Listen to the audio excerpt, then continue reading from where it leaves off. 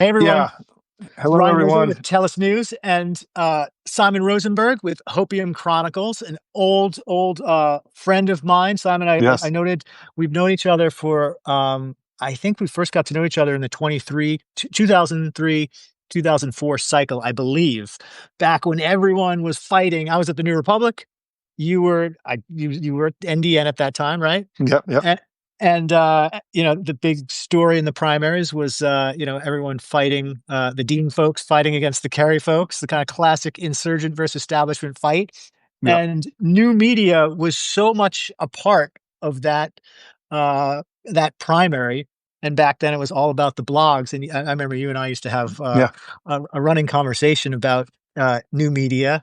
And anyway, we don't have to get into that, but it's great to see you as always. Yeah. Good to see you, brother. Welcome to Substack. It's great to have you here. The water is warm. We welcome you. I've been here. I joined Substack. Hopium started March of 23. Wow, So yeah, that's early. yeah. So we were, and I was when I started Hopium, there was definitely in Washington, it was like, what in the world is Substack? Right? People thought I was insane to have shut. I mean, Ron Brownstein did an entire interview and profile of me on the Atlantic, which was like, what are you doing?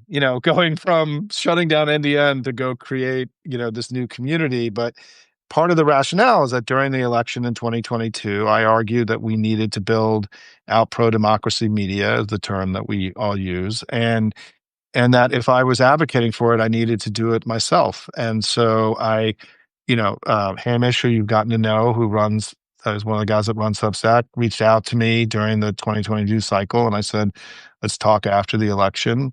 We had a series of talks. So I experimented on it. I spent, a couple months, posting every day and seeing if I could really do it. And we launched on March 7th, 2023.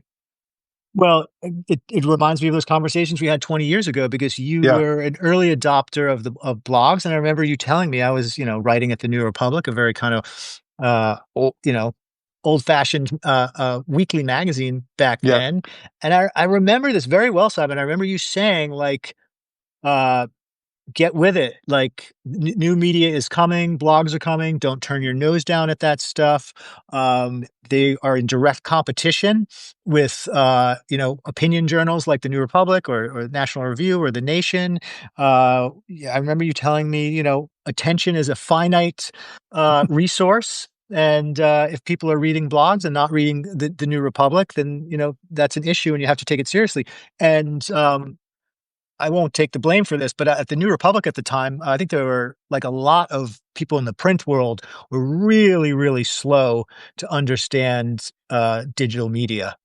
And anyway, that was a really important conversation back then. So you've always been someone who has been willing to embrace the new. Yeah, I mean, look, I wrote the foreword to Marcos Melitz's first book, and in my opening introduction, I said, Marcos and I don't agree on many things. We didn't agree on the Iraq War. We didn't agree on this and that, but that we're all playing different positions on the same team, and that I admired and respected his courage and leadership, and that I was really proud to support him in his book. And I was a big proponent of the early blogosphere. Yes, Substack feels a little bit like that, right? Because it's word based, right? And although Substack is now evolving into something that's obviously far more than words. But I'll be honest, Ryan, I've been a political guy and I ran a think tank, but I've been writing every day for 2 years or close to every day. And it's really been one of the most rewarding professional periods in my career to be able to. And one of the reasons I went to Substack is I felt that Substack gave us so much. You could just do whatever you wanted, right? And the way they integrated, video and pictures and charts and graphs, it was really sort of creating a better way of conveying, more sophisticated way of politics, right? Like the stuff that I've worked on. I've always been a little bit of a, working on the more the elite end of the business as opposed to the retail part of the business, right? Yeah. And so it's been very rewarding to actually write, every day, and because it's Hopium is now 7 days a week, and I'm going to scale it back to 6 days soon. But What day are you um, going to take off? Sunday. All right, Sunday. All right, that's when I'm going to bug you to do one of these. No, so I wanted to just go watch baseball games on Sundays. That's going to be my big Wait, thing. I think the people watching might be interested in this. What is your like daily practice in terms of getting up, scanning through the headlines and Yeah. writing? Like what's your schedule? Yeah, it's funny, I've never been asked this before, so I get up every day around 7:15, and hopium usually is out by around 10:30, 11. Wow. And it takes me about 3 hours, 3.5 hours to some days more, some days less. I don't do any pre-writing. I get up fresh every morning and I scan the information world the way that we all do. I mean, I do put things aside, right? Like you make a Like today was decision. about the Pope. Today was about the Pope. A lot of news Open up, broke. So how yeah. much did you go to? How much was in your head when you went to sleep last night? Well, it's interesting. I was actually today was going to be a video interview. Originally, yesterday, the plan was that today would be a video interview that I did with David Jolly, who's going to probably run for governor in Florida. And I ended up postponing it until tomorrow because late as the day went on yesterday and the enormity of what happened with the Pope, our new Pope, Pope Bob, Pope Leo the 14th, and the fact that we had a Twitter troll who had attacked JD Vance and Donald Trump on Twitter somehow become the Pope.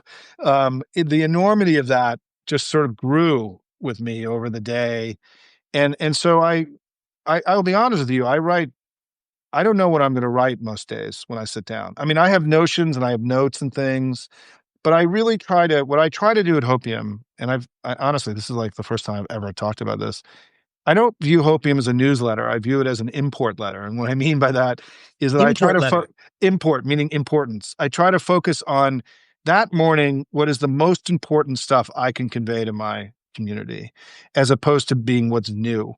Yeah. And I think there's a big difference in that, right? I'm not a news organization. I'm something other than that. I'm a community run by a political guy, and Right. yeah, You are at the end of the day, you are a democratic uh, activist and yeah, strategist too. Yeah. who's trying to help win elections, right? And Yeah. use this platform to inform, but also to win. And so I sit down, you know, every morning. It's 7:15, 7:30, and I write fresh. I don't have anything pre-written ever. Interesting. Yeah, and I've just found it's better that way. Like when I write stuff that's pre-written, and I try to cut and paste it or put it in, it feels stale. And so it's very much reactive in how I feel about like what's really happening that matters today. And that's my approach, right? I mean, what's great about Substack is that everyone's got their own thing, and there Yeah. is no right way, wrong way. There's just whatever works for you. And but You're I do think that fast because what you wrote this morning was quite comprehensive in terms of, I mean, some of it's aggregation, but just aggregating stuff sometimes takes a lot of work to sort of sift through what's out there and pick and choose and just logistically, technically putting it together. So yeah, someone who wrote a daily newsletter for a while at I know, Politico. but I, one read by a lot more people than mine, but by the way. Yeah. Well, you'd be Yeah. surprised. You'd be surprised. You have a very big audience, and Yeah. so So let it's me just similar. say, But can I just anyway, you're fast. I know. Well, let me just say one thing. First of all, when you write every day, you get faster, right? And you know that. It's like being in shape in sports or whatever, right? You're just more. But Absolutely. the thing I wrote today, it's just interesting we're talking today. I loved what I wrote today because I really felt that what I did was I pulled together a lot of disparate threads Hmm. into something that was more of an analysis, right, than like a newsletter. It was more that because you can get the news from a million places, right? At Right. Hopium, what you're getting is my brain, right, and my ability to see all of this and interpret it based on my years of experience. And today, I felt like I kind of broke new ground a little bit in my own, even in my own thinking. Like I tried to do this morning and I pulled it off in a way that I wasn't sure when I began. And there have been days where I've tried to pull off complicated things that didn't work. And then you're kind of screwed because it's 10:30 and my newsletter's not out and I got to start all over again, right? But what I loved about today, and this gets to Substack too, and the platform, is that I was really able to pull what happened with the Houthis and what happened this week and what happened with the fake trade deal yesterday, and to advance an argument that I've been making over the last few weeks, that I think that Trump is acting like someone who's desperate, Mm. that he knows he's losing, he knows he's failing, that he knows his thing is rotten and not working, and that his public performance is starting to become more wild, incoherent, performative, theatrical, Alcatraz, right? The NFL thing. And all of this has felt to Tariffs me, on foreign movies, which yeah, then yeah, just tariffs on foreign movies. And I know he does this stuff all the time, but it's had in the last few weeks, to me as a political person, has been here for 33 years, watching all these guys do their thing. It's felt desperate and pathetic and weird, and his interviews that he did with ABC and NBC were like, we've all seen this guy a million times. They felt to me like a higher order of crazy than mm, we have seen. And his physical demeanor, particularly in the NBC interview, he looked defeated and down and just like beaten up, and was slurring his words. And so I do think that he has been even wilder and more um, unhinged in the last few weeks than he had been earlier. And the reason this matters, right, to put it all together, is that I do think that his power is ebbing in Washington. That the sort of the ridiculousness of his thing. I joke that people are waking up that the emperor has no clothes, and we realize it's the ugliest thing that any of us have ever seen, right? But I do think that in this town, right, when power can be very fleeting, and I was on a call, I was on a Substack Live recently with Stuart Stevens, and he talked about how after Katrina, Bush never was able to regain the authority in the city, and that Biden lost a big chunk of his authority on Afghanistan. It wasn't the only thing, right? yep. And I think that Trump has already passed into a place where it's possibly his presidency is irredeemable, and that it's already a failed presidency. And because in polling terms, and then I'll be done with this rant, is that No, no, in go on. polling That's very interesting, Simon. in polling terms, what happens in our business is that, like, you're bad on healthcare and you're bad on this, so then you go live in these places that are more popular, right? Like, you redirect your energy. Yeah, Trump is in negative territory on everything, on every issue. He has no place to go bring his approval rating up, right? yeah. They don't, in terms of strategy and how this town works, they don't have a way out of the box that they're in, right?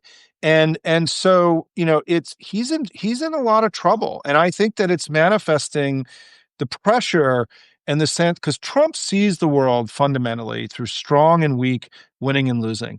Everything is about that. It's the fundamental filter in which everything goes. And right now he's losing and weak. And I think that is putting tremendous pressure on him personally, and it's manifesting Mm, in his performance. The Houthi deal. Let me just go through this, right? yeah, They yeah. didn't have it. They didn't have a truce. They just walked away, right? They screwed Israel, right? They ran away with their tails between their legs. The Houthis declared victory. We've been embarrassed in the Middle East. They tried to put lipstick on the pig in domestic U.S. press. But in reality, he did a lot of damage to the United States. And it's clear that this was done sort of in a panicky, impulsive way. The same thing with this trade deal. There's no Yeah. deal there. There's nothing behind this. It's a concept of a plan, right? That they rolled out and tried to make it look really important. Why? Because he's bleeding, and that And the they're press buys desperate. this every time. The press Press will buys it. they buy Yeah. the headline, and then, you just a cursory glance at the news, a lot of people probably think those two things that you just mentioned, the deal with the Houthis and this trade deal with the UK. I bet if you asked, like, someone who's moderately paying attention to things, those headlines would have crossed one of their feeds, or, they saw a newspaper and maybe didn't get the follow-up that both of them totally collapsed on closer inspection, which happens Right. with issue after issue.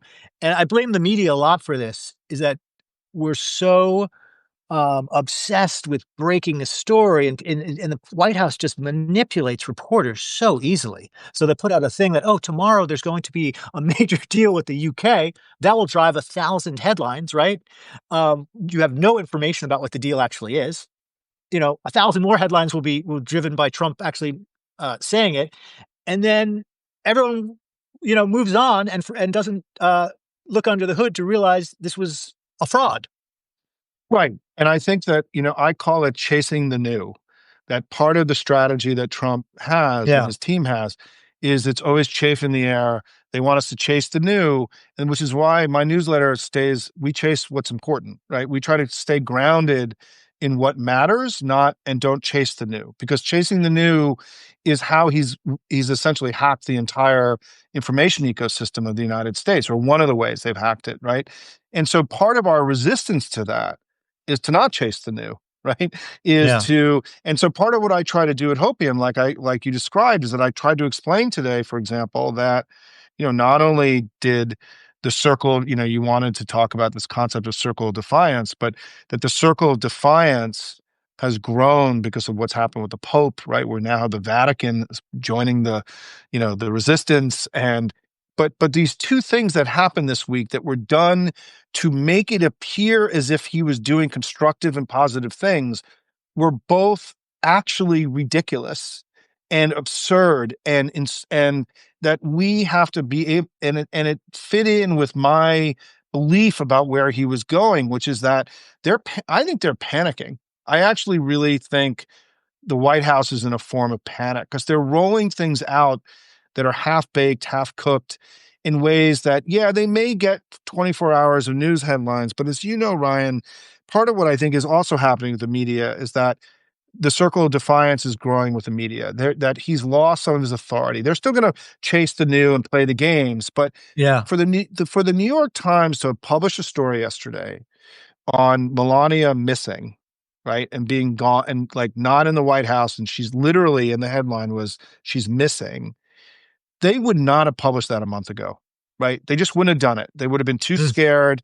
And I think what's happening is that the bending of the knee is becoming let by whomever is becoming less frequent, less, and that the circle of defiance, the ambition of defiance, the sort of the mentality of defiance, which is I'm not going to let his definition of reality become my own. I'm not going to be obedient to the way that they understand the world. That I think that process of people defining that has grown significantly across all of American society. It doesn't mean that you're not going to have this backsliding that happens and somebody occasionally bend the knee. yeah, But amount of time that people are bending the knee, I think is decreasing, and that it's getting harder and harder. And even today, right? I mean, uh, Ramesa Ozturk, Ozturk was released. This was a huge blow to Trump and his regime, his rancid, immigration regime. The judge just released her just released her, right? Didn't do this kind of song and dance. We'll wait for yep, 5 days and everything else. Boom, gone, right?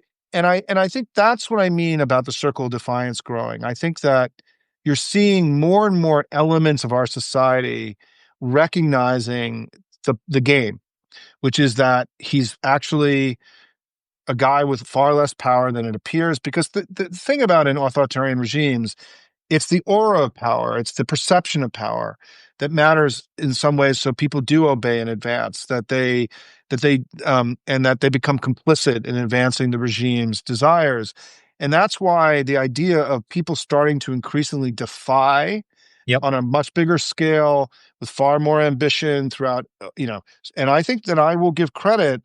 I think Alan Garber, the president of Harvard University, and that letter and the way they defied the president was a major moment in kind of elite society starting to realize that they had to fight him and that they could fight him, right? yep. So I'm look, I where I I agree with sit, you on this. Yeah, yeah, and where I sit now, just personally, I've been talking a lot today, so I'm a little tired. But is that I have two thoughts in my head simultaneously. One is that One is that he's breaking things that will be difficult, if not impossible, to repair, and that we have to act with enormous urgency at every moment. The second thought is that he's weakened and he's failing and he's flailing, and that his power is ebbing, and that it's getting harder and harder for people to look away at his madness and his awfulness and his craziness, and that both of these things are true at the same time, right? And so I'm a little bit more optimistic today than I was a week ago about us, limiting the damage that he's doing to the country. And I'm really proud of the American people. I think what we're learning is that, the muscle memory of democracy in this great country may have been stronger than people imagined, and that the resilience of our courts and federalism itself have also been a greater bulwark against Trump than we probably could have all understood a few months Yeah. ago. And so, I feel like he's been thwarted to some degree. And Yeah. and but it's still, every day is a new day and we have to keep fighting.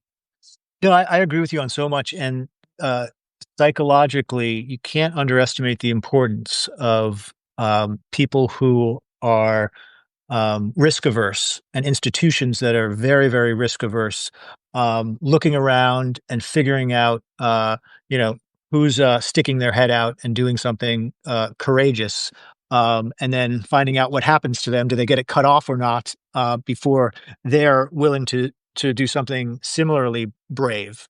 And I think we're going to at least I'm going to remember the actors in the first few months that were quite cowardly when it comes to the media. I'll never forget ABC News, you know, settling that ridiculous lawsuit against George Stephanopoulos. Um, but doing that put all this pressure on CBS not to do Yep. something similar with 60 Minutes. We'll see how that unfolds, but they're going to be humiliated and remembered throughout history if they cave. The law firms, I mean, Paul Weiss will be remembered. A historic law firm that had done so many great things throughout its history, just absolutely caved in a cowardly way to this administration, and people are going to remember that, and they're going to remember Perkins Coie. People don't. Two law firms, people who normal people, Yeah. myself, frankly included, wouldn't have any concept of what these firms are. I will always remember those two examples: one cowardly, one extremely brave. And you go down the line, the universities. We'll remember Columbia caving, and we'll remember Harvard standing up. And even when it comes to the judges, I think we can't underestimate how politics can influence judges who are, after all, human. And a brave opinion in one district can Yeah. stiffen the spine of a judge in another district. I'm not saying they're not making these decisions by closely reading the law, but it matters. It matters. So I think that your this circle of defiance phrase is quite evocative and explains what's going on. Having said all that, I do wonder, Simon, if a lot of the power that you see bleeding from Trump. I think I disagree with you a little bit on the craziness. I don't think he's actually acting any crazier than he ever has. I know. But I know. sometimes, so, but that's a hard thing to quantify. And that's always going to be very subjective. But how much is it just the tariff related economic shock that everyone experienced when the stock market went into free fall, and now uh, retail prices are up quite a bit. Everyone's bracing for the second and third wave effects of these tariffs. How much do you think the kind of Afghanistan moment or Hurricane Katrina moment that we seem to have witnessed here is just about that, like, basic law of gravity in politics, that he messed with the economy, and a lot of people who frankly don't pay attention the way that that you and I do, Yeah. just said, "Wait a second, I just voted for this guy, because I thought Kamala Harris was part of the Biden regime, and inflation was too high for my taste, and I kind of sort of remembered the first Trump term being economically okay." Anyway, how much do you think it's that has sort of sapped some of the political capital and Well, power? I think it's so you put a lot on the table. Let me try to go through it in order, right? So I do think that the central thing that's driven down his approval rating, plummeted his approval rating, has been tariffs. And it started, even before 2025, before he became president. I mean, in polling, there was an awareness that he may implement tariffs and that prices would go up. And so voters had a very clear understanding early on that tariffs would increase their prices. And that Trump, to your point, not only promised that, because I do think that for the late deciding voters, mostly Hispanic and young men and independent voters who ended up voting for Trump at the end, and broke late at the end, people who, are, let's say, low political information voters, not low information voters, because I don't think anyone's low information anymore. It's just they don't follow news Like that carefully, and G. Elliott Morris calls them disengaged voters, is that those voters, I think the central reason they voted for Trump was that they believed they would do better financially and economically with him than with us. And that therefore all of this is a betrayal. It's not just that interesting. it is that. And so if you look at where his approval rating has dropped the most, it's with the groups that broke to him at the end. It's Hmm. Hispanics, young people, independent voters. And so his coalition is completely unraveled. G. Elliott Morris just did a whole analysis showing that the part that's dropped the most has been disengaged voters, and that there's Hmm. also significant overlap with those other voting groups that I'm talking about, right? Those are not separate. There's overlap. And so And these because are the they voters, Simon, these are the voters that he needed to tend to the most. Like these were the most sort of tenuous in terms of if the staying in his goal was to coalition. right, if the goal was to build a new majority coalition for the Republican Party, right? And that's why, and so that part of his support base, the ones that were sort of the weakest supporters that kind of wandered into his camp in the last 10 days of the election, Yeah. they've abandoned him. And it's pretty dramatic. I mean, even today, the Cook Report, wrote an article about this that is very similar to the stuff I've been writing over the last few weeks, is that, it's becoming now understood that this has happened, right? But I think in terms of the ebbing of the power, so number one is I think a lot of this has to do with the sense that, hey, I thought this guy was going to make me, I would have a better life, and I'm actually going to have a worse life. Like what WTF? I'm walking away from him. But when that happens, then it creates an opening for other arguments to be made. Yeah. And I think that one of the things I've been surprised by is that the place where Trump in all of the polling in the last few weeks, and there was a ton of polling for the 100 days. So we had a lot of data. It was all very similar data. There was no like major outlier. And that's why sort of the general vibe in Washington and the media was that he had really screwed up, right? There was no article written saying, well, actually, maybe he had actually done a good job after all, right? Yeah. There wasn't There's no contrarian take on yeah, this. no, the consensus was actually kind of shocking, actually, right? And given how negative it was, and this is what I mean, that in that sense, that was almost also a moment of defiance by the DC-based media, is that they didn't, and the polling was so bad. Trump screamed about the polling, right? Is that the thing that's gotten where his support is the lowest on any issue was on disobeying the courts.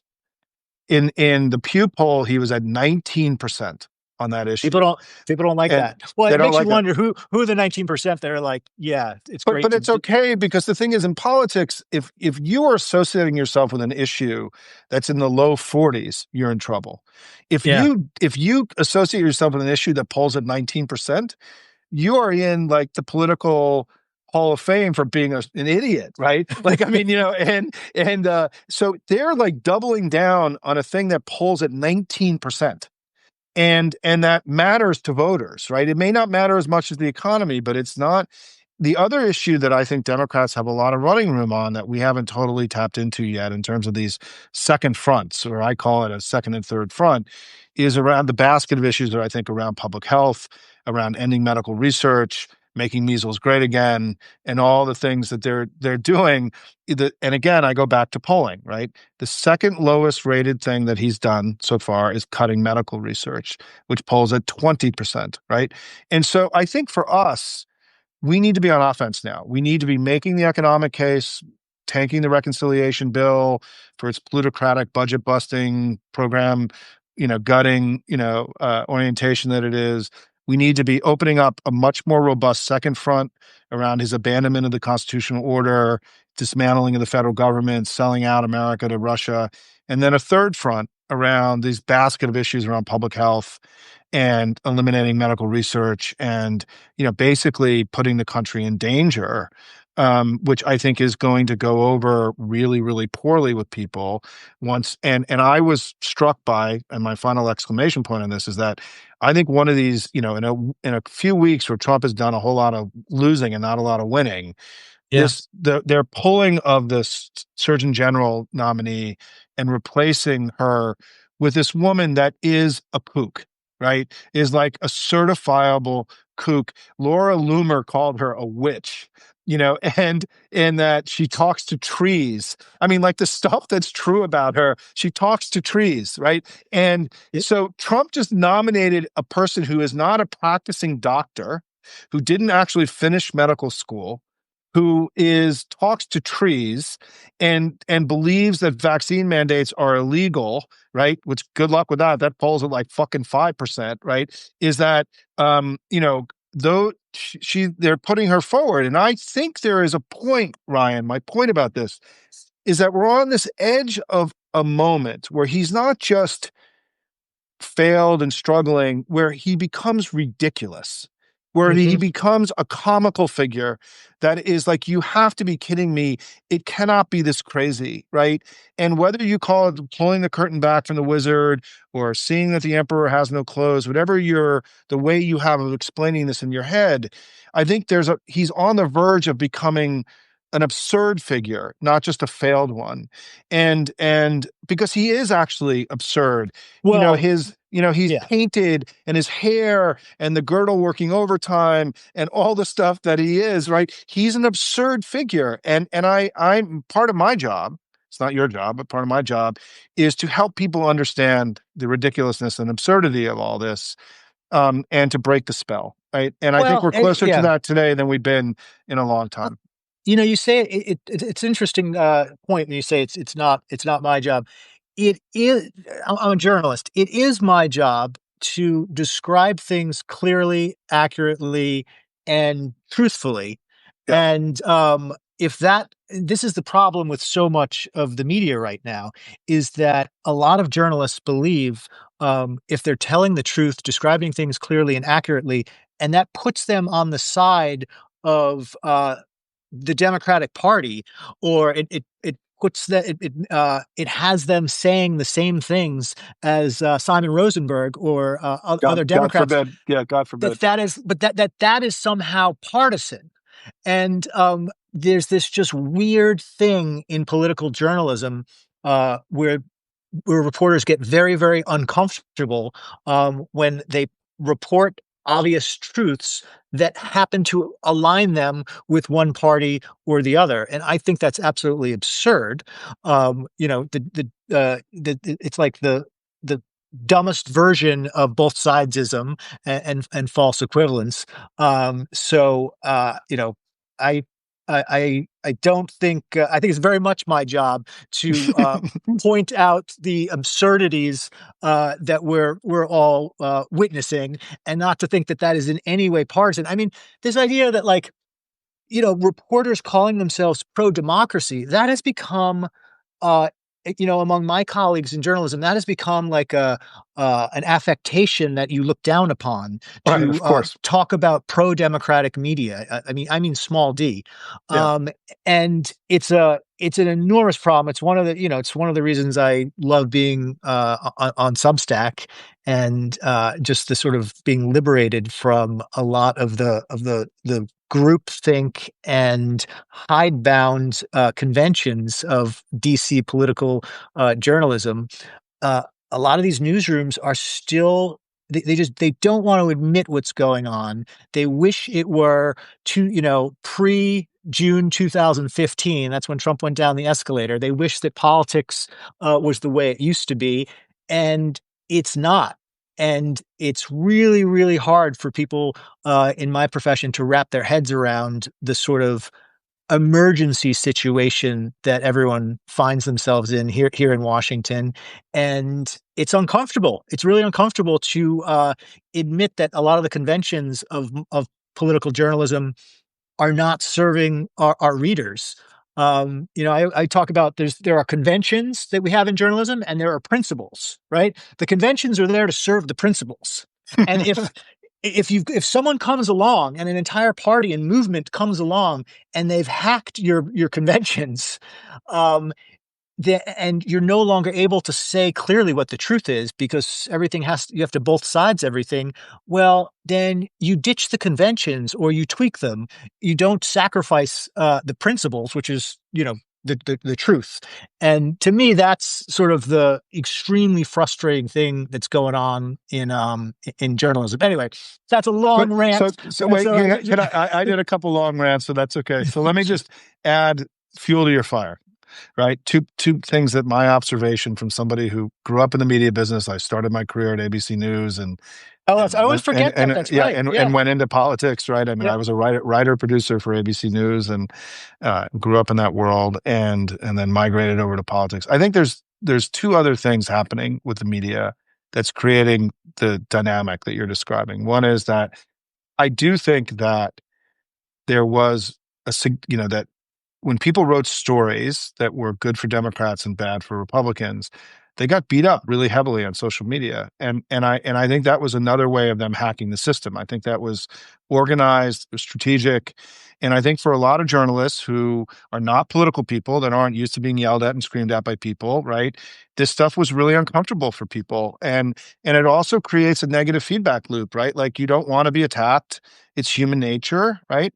Yep. But the second thing is that I think the economics of a declining industry or a more competitive industry is that the reality is because of the nature of the right wing media and how networked they are, that when you're at the New York Times and you have a headline that's a little bit more pro Trumpy, you are going to get more clicks and your company makes more money and you live to fight another day. And I call it the black hole of right wing media that's absorbing all of our commercial media into it because of the nature of the way the communities are networked, right? We are not networked on our side, and so when a positive story for Trump goes in the New York Times, it gets a lot more clicks than it does a positive story about Biden. And so media organizations then have this sort of slight bias.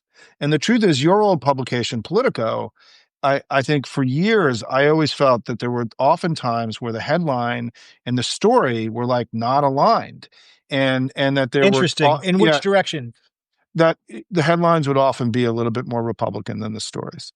And I think that in part it's possible that the headline writers and the business side of the publication understood that shading things a little bit to the right meant more clicks and more money, right? And we can't deny that that's actually like part of how this all works, right? Like, and so I do think that part of what happened at Substack is that I've gotten off of Twitter. I'm not getting the shit kicked out of me every day on Twitter, which became unpleasant. And I think you can do your work now here in a way that you're more insulated from some of those corrosive incentives that happen or the negative incentive of going onto social media and having, a million people attack you, 950,000 of whom are bots and not actual people. And I think that for a lot of journalists, they also didn't really understand how much Republicans spent time and energy doing intimidation tactics against reporters to Yep. persuade, like the equivalent of throwing a Molotov cocktail, through your window to make sure you knew they were there, so that if you wrote something they didn't like, they stayed with you for 48 hours, crapping all over you, right? Yep. And as somebody who's been on the receiving end of that stuff, of times where I've gotten 50,000 comments against me, that stuff, that's hard. Right. Yeah. We're human beings, right? We're all real people. And so I do think that part of what's happening is the liberating of our discourse from manipulated social media is a critical part of restoring the integrity of our discourse, going forward. And that's why I chose, as you have, to go to Substack. I think you're right about that. And look, the only answer is that every reporter, unfortunately, maybe this will change. Maybe the transformations you're just describing there, maybe we're ending the era of just algorithmic hostility, and there'll be something better on the other side. But to the extent that that's going to be the case for the foreseeable future, you just got to get used to it. If any young reporter coming up, I would tell them just get absolutely used to anonymous people on the internet saying the most insane things about you and just brush it off because having the experience of getting beat up like that, it thickens your skin, and eventually you just ignore it. But I agree with you. The experience on Substack, um, partly because there's a little bit more buy-in for subscribers. We're giving you an email address. Some percentage of them are obviously Yep. paying. You're creating like a community of the community here is like nothing else on other platforms in terms of the quality of the conversation. Like any community, there's always a danger of of groupthink if everyone's too tightly together. But that's the best way to avoid that is just to read widely. And there's a huge range of intellectually honest opinion on Yeah. Substack, which Yeah. doesn't.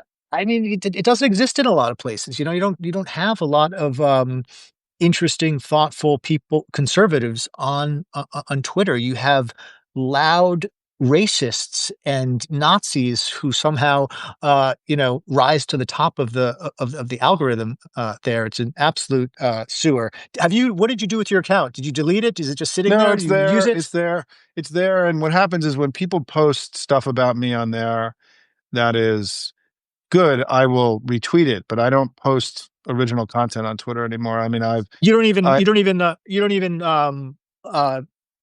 promote your no, hopium writing on there. no, I don't, Yeah. because I think that we have to wean ourselves from Twitter. I mean, I've actually been very critical of the Democratic Party communications shops, which still are using Twitter as a primary way of moving their information. And there's a difference between using Twitter as one of the places that you post, as opposed to being the place where you direct people to. And Yeah. we Yeah. we should I not be, hear you. we need to wean ourselves, because Twitter is a, you know, we know what it is, right? And I think that part of what we have to recognize, that I do think, when I started Hopium, one of the lines that I had about why I was starting Hopium was that I said that I don't think that people in Washington really understand the nature of the conflict that we're in. Hmm. And I think that there has been an unbelievable slowness, or to understand the nature of the information war that we've all actually been living in, and how manipulated it's been by hostile foreign powers and by bad actors and malevolent forces. And we, on in the pro-democracy space in the Democratic Party, we got our asses burned really bad, by being naive, and by being, believing, to your point, that sort of like the way you do communications is you still try to get on MSNBC and the New York Times. And so I've been really proud of Midas Touch, of Courier Newsroom, of, of Lincoln Square Media, the Bulwark, the stuff you're doing, Ryan. We people are, this idea that we all had, that we needed this sort of more honest space of discourse, and it's happening, right? And Yeah. Substack and Yeah. Hamish and everybody deserve an incredible amount of credit. But where I also give a lot of credit is to the audience driving this, right? Like, people Yeah. are desperate for this kind of more authentic engagement. And, part of it is I sit in my son's room. You were joking before we came on here that I have this kind of gritty TV, video appearance. Authentic. Yeah, Authentic. authentic. Yeah, no, but that's why I do it, Yeah. right? I'm I actually, copied your aesthetic. thank you. No, but I'm trying really hard to resist, what's the old small R Republican line, the adornments, and things that are Yeah. unnecessary, right? We're in a small R Republican moment, right, where we have to reinvigorate our republic. And I think, being unadorned is actually really important right now in our the way that we communicate. And certainly when we use this platform live, it's very unadorned. Yeah, and I Yeah. think I think it's great that I mean people have come to expect and even appreciate that they don't want it to be too Yeah. fancy. Although my Yeah. son is a guitar player, and I just had lunch with him, and I asked him to he's over the weekend he's going to he told me he's going to compose some intro and outro music for my lives, so I'm going to adorn them in that way soon. Well, hopefully it's something thing that you want, Ryan. And as a dad of three Gen Z kids, good luck getting that through the system. It's true. He has a lot of gigs this weekend, so we'll see I know, if I make the top of kids his have, priority list. and his understanding of who you are may not be yours, and so you'll navigate that together. No, that's fair. Yeah. Um, Anything else, what my friend? Yeah. quickly, Simon? Just I want to talk a little bit about what are the most important debates that are happening in the Democratic Party right now, as uh, Democratic strategists turn to the midterms, turn to the meaty part of Trump's legislative agenda going through Congress. Just sort of big picture, what's your advice to Democrats, and what are you talk to Democrats, Yep. elected officials all the time, people who Yep. want to run for office. What are the important debates right now, and that need to be settled? So, wow, it's an interesting question. I know it's a lot there. We could go another 45 Yeah, minutes on I that know, I know, alone. and But I'm take a quick yeah, bite at it. yeah. I think there are. I think we're in the beginning of all of those debates, and I think that one way I look at what's going to come next is that I think presidential primaries are really, really important for creating competition of ideas, of tactics, of arguments, of rhetoric, of language, policy. And, we didn't have really competitive, we've had a lot of years now where we didn't, a lot of cycles where we didn't have really super competitive primaries. And we didn't have one in 2016. We didn't have one in 2024, whatever the hell 2020 was, right, during COVID. Obama didn't have one in 2012, right? And so we need, as a party, we need this competition now of these 20 people that are sniffing around running for president to be out there competing with each other, to advance and move us forward. And I actually will tell you, as somebody who's been through this now, I've been with the party in every election since 1988, right? It's hard for me to believe that.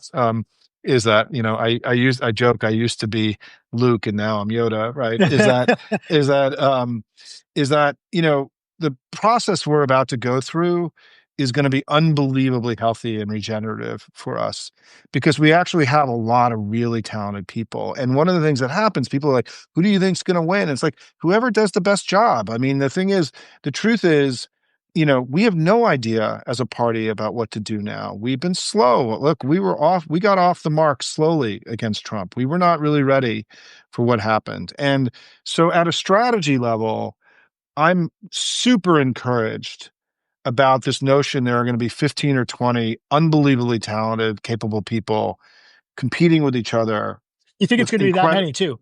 15 Yeah, to because 20. It's I going to be a think big field. Yeah, well, for now, right? For now, right? In this early stage, it will winnow at some point, right? But for now, it includes people like Gina Raimondo and like people who perhaps are not as household names who at least are sniffing around, right? And will be giving speeches and weighing in on national thing. And I think that makes this period really exciting for us institutionally. And also we've seen even just in the last few months that people through their pluck and plum and their skill and their ambition have broken through. I mean, Chris Murphy and Maxwell Frost and Bernie and AOC and Chris Van Hollen and Cory Booker. I think in the sense that because we don't have strong top down leadership right now, it's creating far more kind of entrepreneurial responses to the moment, which may be painful in the short term, but probably better for us over the medium and long term. Because I think it allows people to far more innovation and testing of new things to happen out in the real world. It's also at a grassroots level, for those of you who are active in politics watching this, when you aren't being told what to do and you're having in your own community decide if you're going to do a Tesla takedown or do a hands-off event or do a empty chair town hall, there's much more distributed ownership of the movement now than there would be if people were following a strong Washington set of mandates because people are taking Yeah. responsibility on their own. It's very de Tocquevillian, right, in that sense. And so I think that what's happening is sustainable and strong in the arc of time, right? and so the debates that are going to come, you and I could sit here and make a list of them now, but in 6 months they're going to be completely different. As because for now, what we have to do is we have to operate on a two-track process, right? We have to mitigate the damage that's being done, and then also build to win elections, and we have to do both simultaneously. And I think that we were a little bit slow to build the mitigate the damage part. I think we were not the Washington. One of the things we learned is the House and Senate are hidebound institutions. They've been around a long time, and they were slow to adapt to these new circumstances. I think that's changing, and there's a lot of momentum. And then finally, I do think one of the most interesting things that are going on is this debate about how focused do we have to be? Uh, is there one issue they focus on the economy? This is my son calling. Let me get rid of him. And I'm We'll get sitting you in off his. here. We'll get Yeah, you off. yeah, Oh, he's what? yeah, He wants yeah, to yeah, clean yeah. his room. I know, I know. I'm sitting. That cardinal behind my shoulder is my son. This used to be his bedroom. I love it. Yeah, I know. The so I think that one of the most interesting areas now of discussion is obviously the question about how hard do we fight and all that. I think everyone is on board now about fighting as hard as they can. There's just different understandings of what that is, right?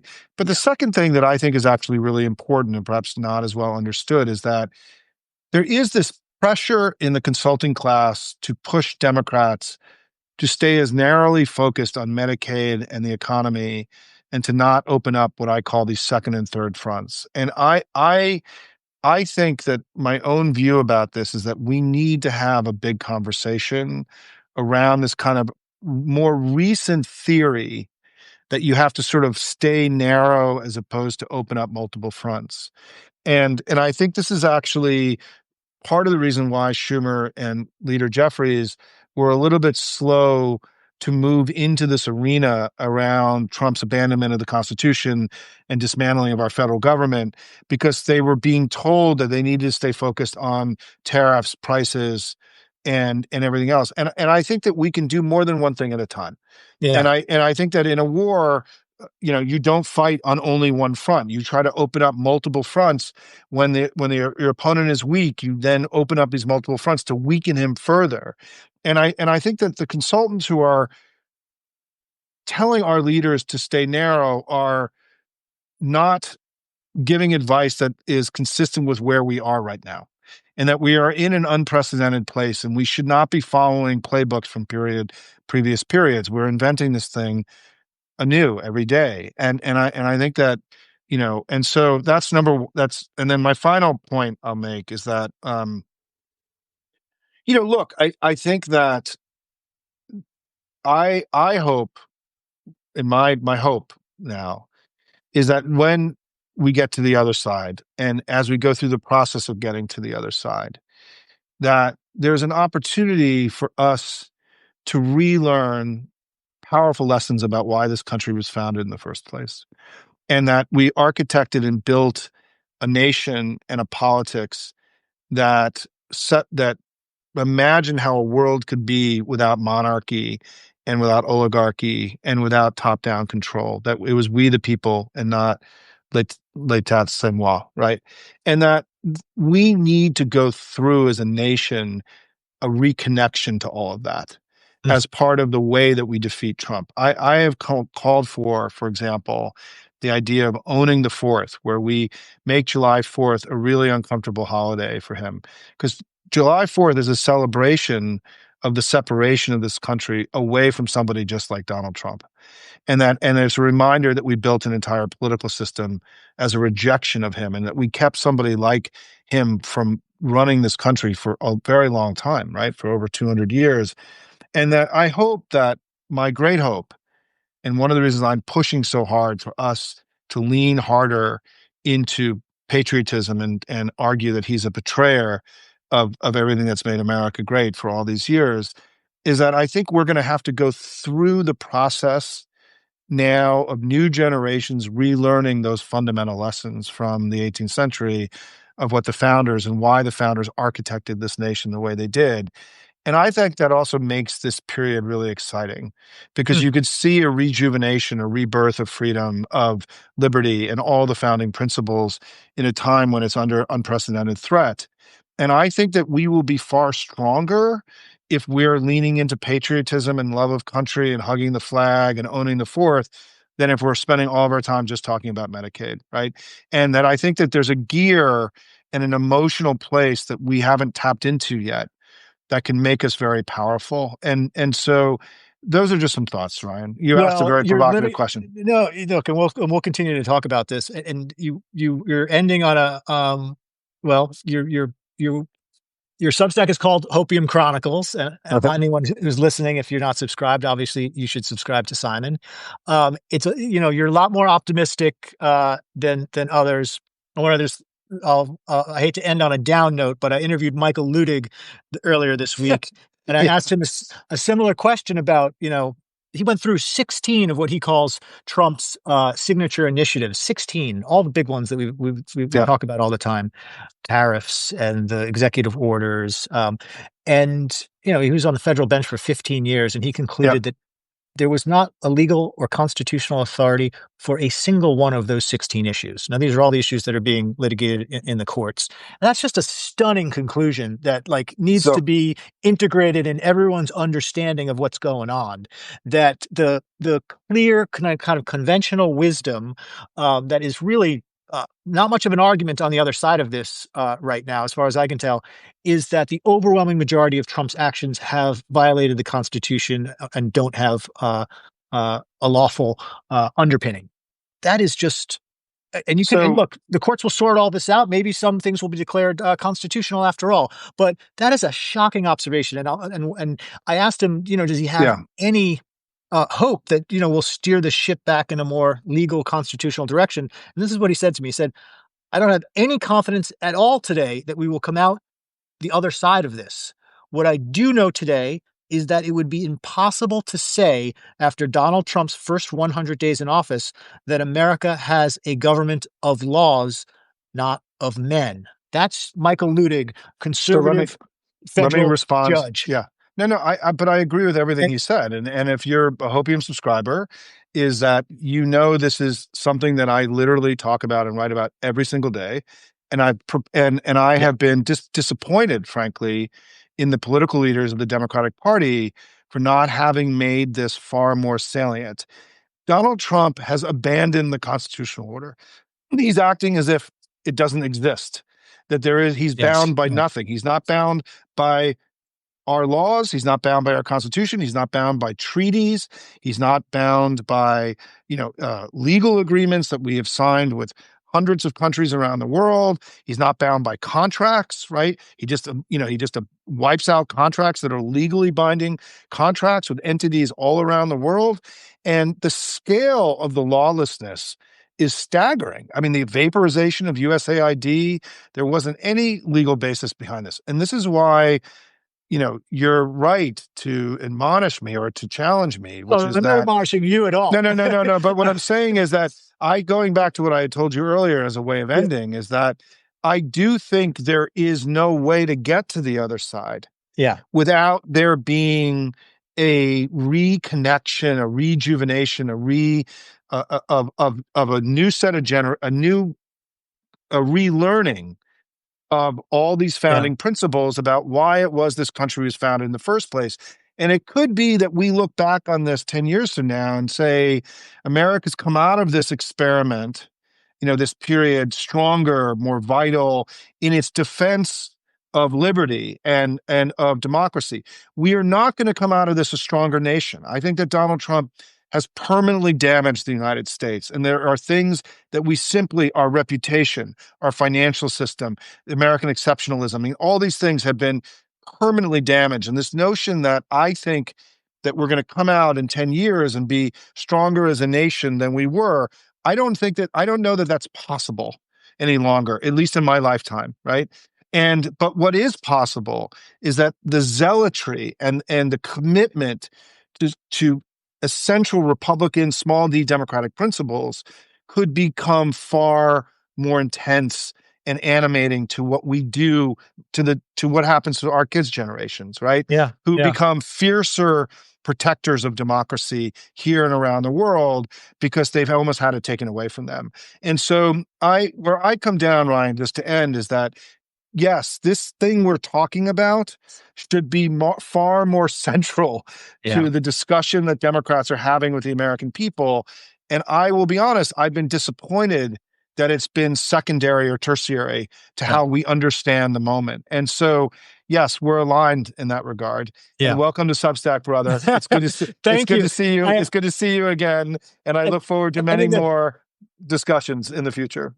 Me too. And in the great spirit of selling Substack subscriptions, if you subscribe to you should subscribe to Hopian Chronicles. If you don't subscribe to Tellus, I set up a special 20% off 20% off offer. You go to tellus.news, that's TELOS.news/Simon, www.tellus.news/Simon, and get 20% off an annual subscription. Simon, thank you for doing this, my Good to friend. see you. And And we'll do this again in the future, I hope. happy Friday. Happy Friday. Happy Friday. Happy Friday. All right. Take care, buddy. See you, brother. Take care. Bye.